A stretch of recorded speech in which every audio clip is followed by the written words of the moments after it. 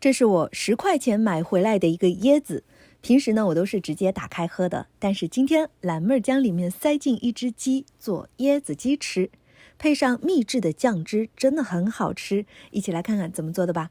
用刀背敲一敲椰子顶端的壳，将椰子硬壳敲出裂痕，然后取出敲出来的壳。我们先把椰汁倒出来，再用勺子将里面的椰肉挖出来，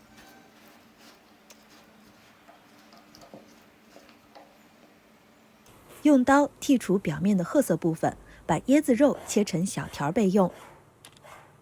然后将鸡肉洗干净，用刀斩成小块。其实我是很想把这整只鸡放入椰汁里的，但是这个鸡实在太大了，装不下。把剁好的鸡肉冷水下锅焯水，等锅内的水烧沸之后，再煮上3到5分钟，捞出焯好水的鸡肉，洗干净鸡肉表面的浮沫，把它放入椰子壳里，再放上一些切好的椰子肉，倒入刚才倒出来的椰子汁儿。做这个是不需要加盐和油的。盖上椰子盖，放入蒸锅内蒸上1个小时。接下来趁这个时间，我们调一下料汁。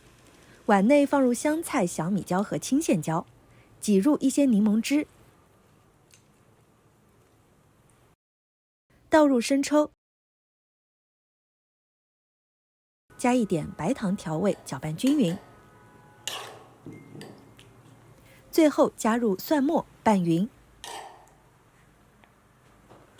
取出蒸好的椰子鸡，可以盛出来吃，也可以不盛。吃这道菜，我们一定要蘸着酸辣的料汁吃哦，味道鲜甜，鸡肉又很嫩滑。记得关注懒人厨房，这里一定有你想要的菜谱。